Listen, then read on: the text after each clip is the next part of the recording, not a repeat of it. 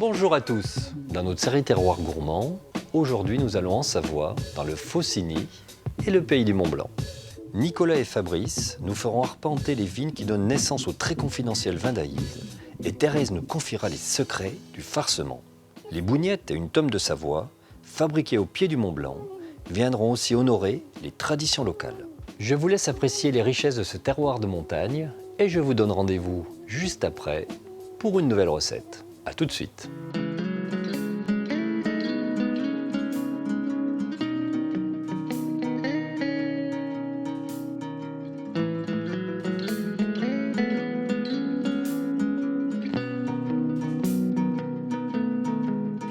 À 4809 mètres d'altitude dans la chaîne des Alpes, le Mont Blanc se laisse bercer par les nuages et veille depuis là-haut sur les vallées de son pays.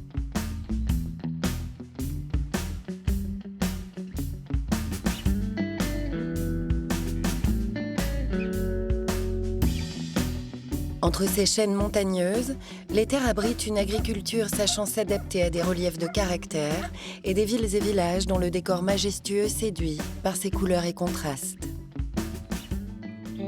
Ce matin, à Combloux, au pied du Mont Blanc, la brume cache le décor. C'est ici que Delphine Soquet élève ses 75 vaches de race Montbéliarde. Allez les filles, c'est l'heure, allez, allez. Sur ces 60 hectares d'alpage, à 1100 mètres d'altitude, elles se nourrissent d'herbes et de fleurs 155 jours par an. L'arrivée de la neige et des hivers rudes les obligeront à rentrer à l'étable. Elles s'y nourriront de foin et de céréales garanties sans OGM.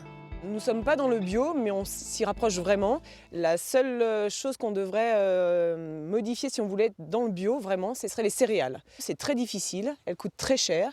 Donc on est à deux doigts de cette agriculture biologique, mais on n'y est pas.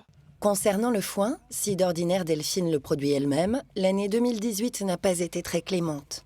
On a eu un printemps catastrophique avec beaucoup d'eau. Des quantités d'eau qui nous ont malheureusement pas permis de faire des foins. Et le peu de foin qu'on a fait, l'été a été tellement sec, donc du coup on n'a pas fait beaucoup de regain, le regain étant la deuxième coupe après le foin. Et du coup tout le monde fait en sorte de vendre le foin à prix très élevé. Donc pour nous ça va être un problème, on va devoir acheter et malheureusement on va devoir payer le prix qui va être annoncé. 300 € la tonne, un prix auquel il va falloir se soumettre pour nourrir tout le cheptel. Delphine travaille avec son frère sur cette exploitation familiale. Suite à un incendie, en juillet 2010, elle a pris la décision de se lancer dans l'aventure. Le feu a pris autour des 20 heures, dû à la foudre qui est tombée sur notre ferme. Et en quelques heures, notre ferme elle a entièrement disparu avec cet incendie. Mes parents, mon frère, ils se sont dit on ne va pas refaire une ferme à l'identique, on va faire une ferme différente, on va faire attention au bien-être des animaux. Allez filles, on y va! En montagne, les vaches sont attachées à des chaînes durant les 7 à 8 mois qu'elles passent dans l'étable à cause de la neige. La volonté de la famille Soquet était de leur rendre leur liberté. Là, notre vache, elle est complètement libre. Donc si elle veut venir manger, elle vient manger. Si elle veut aller dormir, elle va dormir. Si elle veut aller se faire traire, elle va se faire traire. Donc le sommet du toit, c'est des tôles transparentes qui permettent à la lumière de rentrer parce que nos animaux, ils ont besoin de lumière comme nous, de reconnaître le jour et la nuit. Et notre toit a une particularité, cette frette-là, c'est qu'elle s'ouvre. Donc on peut l'hiver, quand il fait bien chaud à l'intérieur et très froid à l'extérieur, de faire une ventilation. Donc nos vaches, elles n'ont pas d'humidité qui tombe sur elles. On a beaucoup moins de risques de maladies pour nos vaches. Le bâtiment dispose à présent de 2 robots de traite, remplaçant un travail auparavant manuel. On ne trouve plus assez de personnel pour travailler dans les fermes. On fait du 24/24 quasi sur notre ferme.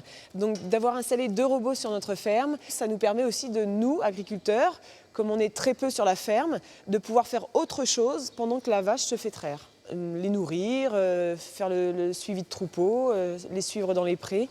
Donc ça permet un confort pour nous, agriculteurs. Avec le lait de ses vaches, Delphine fabrique de la tome de Savoie. Le lait arrive dans cette cuve et est caillé grâce à l'ajout de présure, découpé en grains et brassé avant d'être moulé et pressé pour en extraire le petit lait.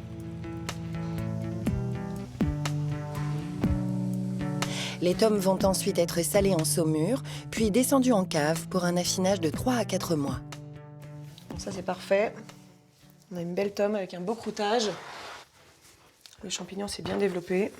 On a une jolie croûte. Ma tome a un goût particulier. Elle a des goûts de noisettes, de fleurs, grâce à nos vaches, grâce à ce qu'elles vont manger. Ma tome, elle a aussi une particularité, c'est sa hauteur et son poids. Elle fait 2,1 kg, 2,2 kg, qui va nous permettre de le garder plus longtemps dans nos caves et qui va nous permettre de le vendre plus tard, pendant les saisons estivales. Delphine organise des visites sur son exploitation. Pour elle, la notion de transmission est primordiale. Comment on traite une vache? Tu sais, toi? On est en quelle année? 2018? Papa, maman, comment on traite les vaches en 2018? Avec une machine? Ouf! Alors on va aller voir le ventre du robot. C'est le lait? Mettez votre main là. Et vous me dites si c'est chaud ou c'est froid. Le lait, il sort à 37 degrés. C'est la température de son corps, comme nous. Pour moi, faire des visites avec les enfants, déjà, c'est leur transmettre un métier. Peut-être qu'ils le feront ou qu'ils ne le feront pas, peut-être. Mais en tout cas, leur transmettre une tradition. Parce que ça a été fait par nos grands-parents, par nos parents.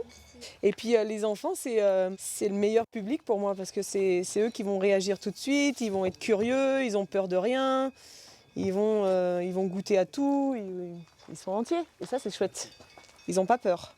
J'ai appris à faire de la tome de Savoie, les races et les races de vaches. Tout simplement pour leur montrer déjà que le lait ne vient pas des briques, mais qui vient d'une vache. Et de voir tout ce procédé de fromage qui est très intéressant. C'est comme si c'était un rêve. L'image, il s'envole. La tome de Savoie n'est pas la seule recette emblématique de la région. Thérèse Tissot prépare le farcement.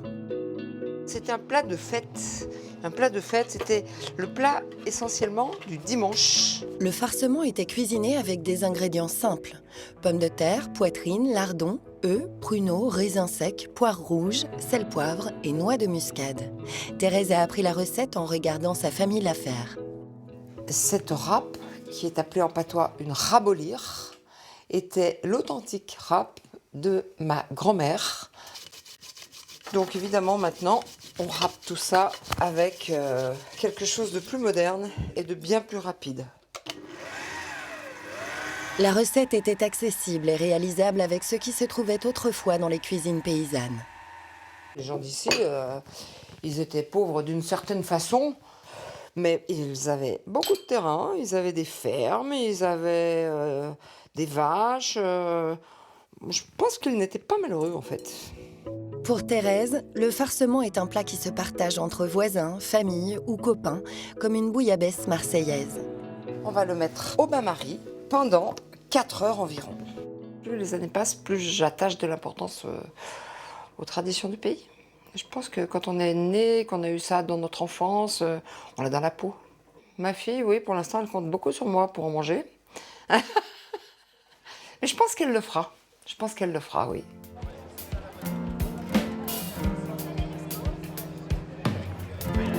Aujourd'hui, Thérèse participe à un concours de farcement à Megève, une manière pour elle de faire perdurer les traditions. Ici, 21 candidats racontent leur histoire et présentent leurs recettes à de grands chefs étoilés. Le moment clé, c'est le démoulage.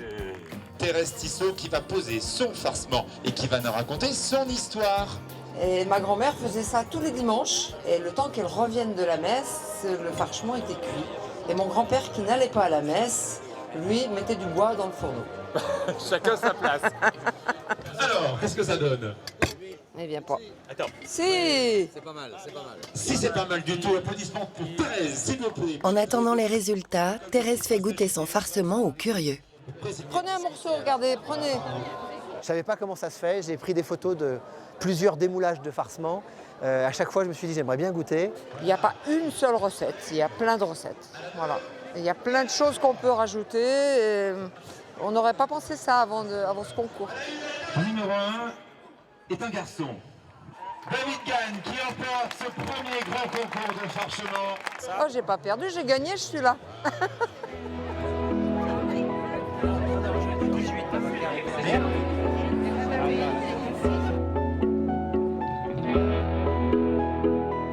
Sur la commune d'Aïze, Nicolas et Fabrice, deux frères associés, se rendent sur leur vigne.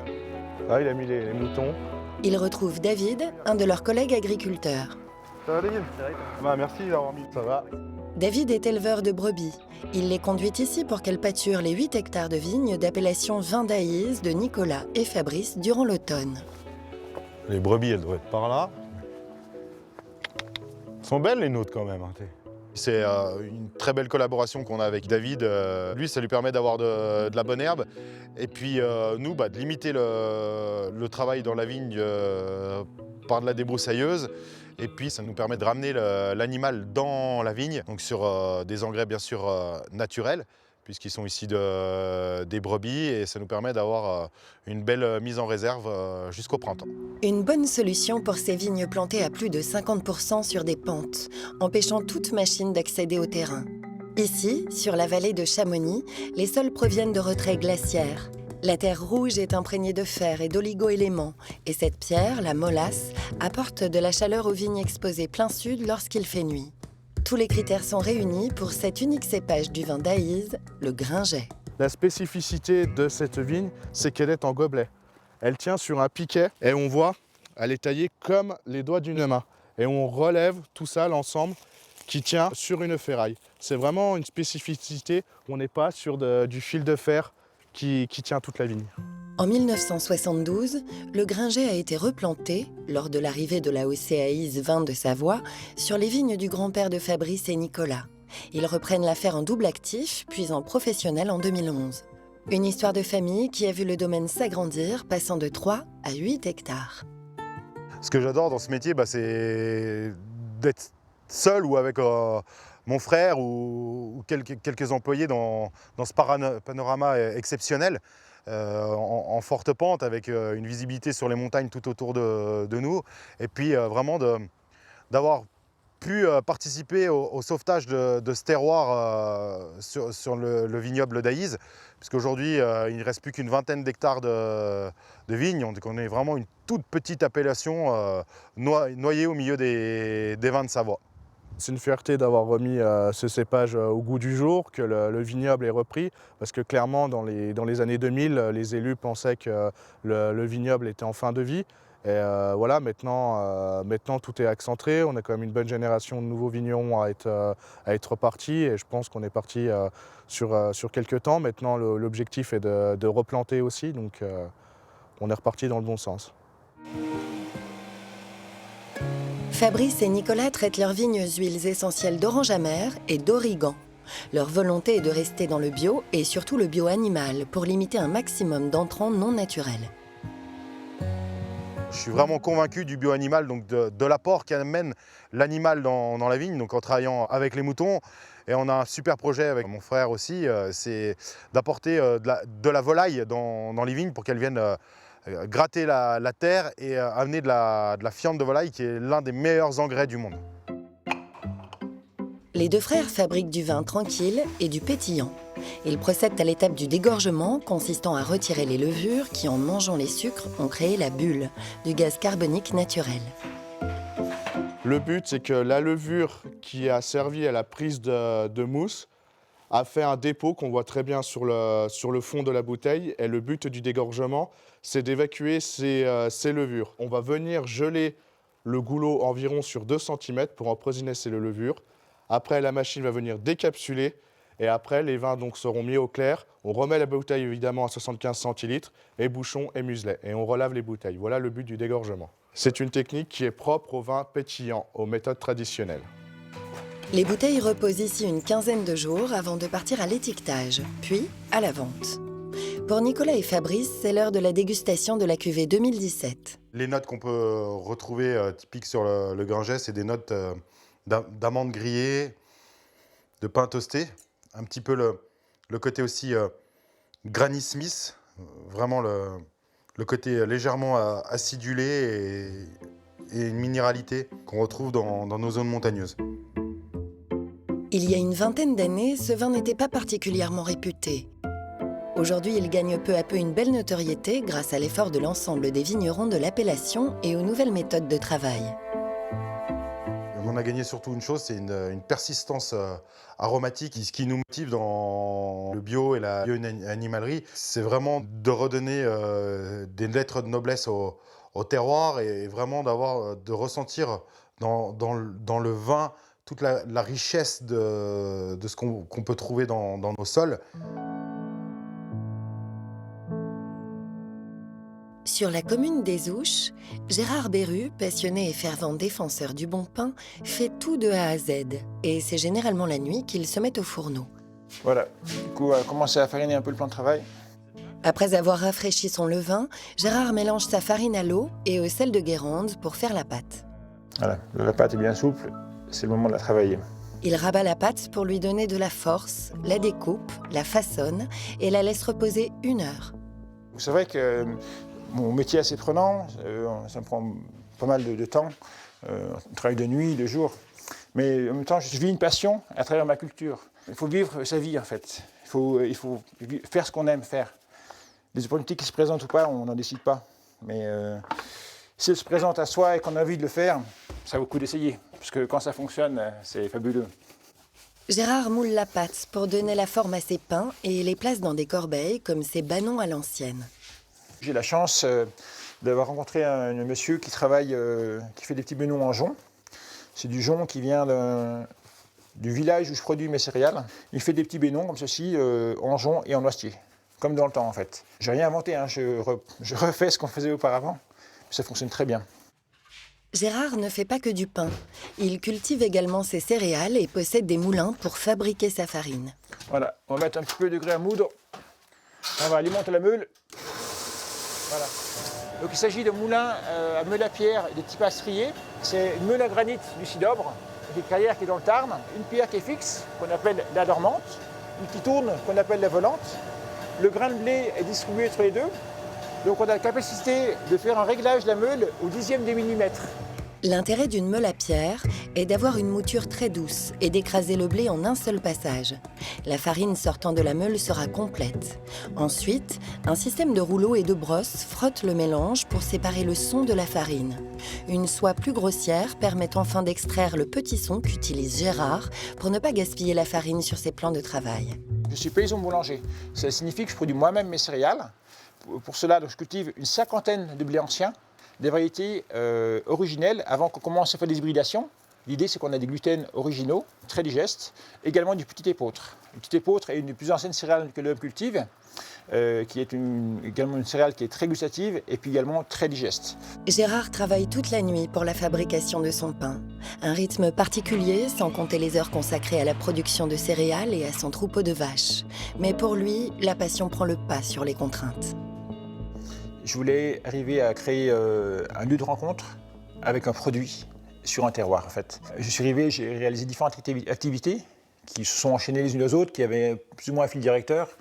Et aujourd'hui, j'ai créé cette activité-là et je suis très heureux d'exploiter cette structure.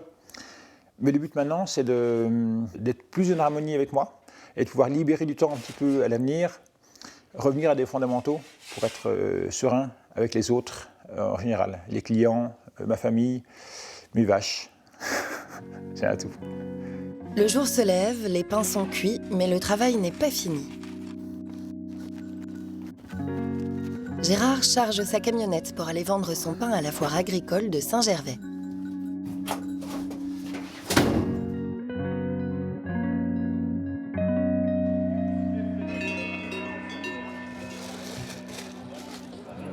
Génial. Merci bien, bonne journée, bon service. Sur les marchés, Gérard a dû se faire sa clientèle, mais il préfère cette démarche aux contraintes horaires des magasins. Aujourd'hui, il prend du plaisir à mettre en avant son produit, à en expliquer la fabrication et à le faire déguster. Les gens sont en demande d'avoir du pain sans améliorant, sans texturant, autre chose, et surtout un pain qui est digeste. L'idée de départ est originale, sauf que j'étais très perfectible. Le pain était très médiocre au début, et maintenant ça commence à ressembler à du pain. Son pain est authentique, c'est lui qui le fait avec amour, passion et voilà, ça se ressent dans son pain. Donc c'est ce qu'on aime ici et voilà, on essaie de vivre local, de manger local. Manger local et traditionnel, c'est ce qu'offre aux passants le marché de Saint-Gervais. Ce sont des bougnettes, C'est des beignets de pommes de terre. Alors on y met des pommes de terre crues râpées, un petit peu de farine, des œufs, un petit peu d'ail et du sel. Ils les faisaient comme ça, on les fait comme ça. On a gardé la recette d'autrefois. Marie-Pierre Jacquemoux cuisine les bougnettes comme le faisait sa grand-mère. Une recette simple qui fait des clients fidèles. À chaque fois que je viens en vacances, je vais dans les marchés et j'en achète. Les pommes de terre, c'était la base de la nourriture autrefois dans nos montagnes. Et il fallait trouver plusieurs façons de les accommoder. Et c'est vrai que la friture, c'est quelque chose qu'ils ne faisaient pas tout le temps, mais c'était une petite fantaisie qui faisait du bien. Si Marie-Pierre vend ses bougnettes, c'est pour le groupe folklorique Chamochir, créé en 1955 par les jeunes du pays qui souhaitaient garder les traditions et les danses de la région.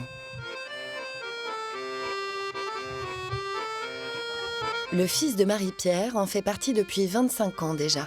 Le but du groupe, c'est de se retrouver, de transmettre un patrimoine.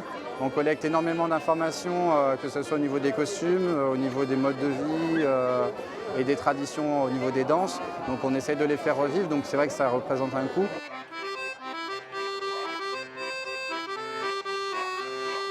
C'est une fierté, c'est un devoir. Parce qu'il ne faut pas l'oublier que les anciens qui ont monté le groupe, c'était dans le but justement de se retrouver et de partager une tradition commune. Donc aujourd'hui, le groupe il a 63 ans et on est toujours là et on est toujours aussi content de pouvoir faire vivre notre tradition.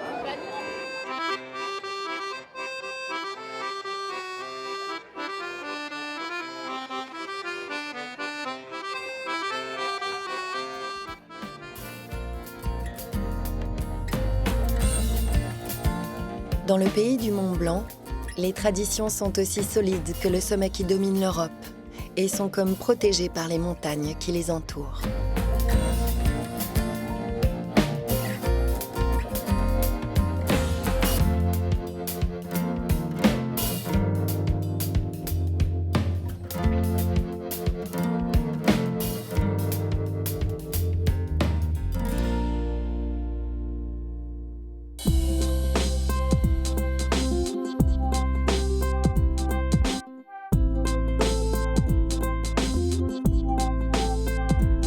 Aujourd'hui, je vous propose une fricassée de caillon, pomme Anna, à la tome d'abondance. Pour réaliser cette recette pour 4 personnes, il vous faudra, pour la fricassée de caillon, 1 kg de carré de porc, 30 centilitres de vin blanc de Savoie de préférence, 30 centilitres de vin rouge de Savoie aussi, du Gamay de préférence, 10 centilitres d'eau de vie, 2 branches de thym frais, une feuille de laurier, 2 clous de girofle, 2 g de poivre, 2 gros oignons, 40 g de beurre, 50 g de farine, 5 centilitres de crème, 150 g de foie de porc, 2 centilitres d'huile d'olive vierge. Pour les pommes Anna, à la tome d'abondance, 4 grosses pommes de terre, 200 g de tome d'abondance, 100 g de beurre. Pour la fricassée de caillon, la veille, découper la viande en gros cubes et faire mariner avec l'eau de vie, le vin rouge et le vin blanc.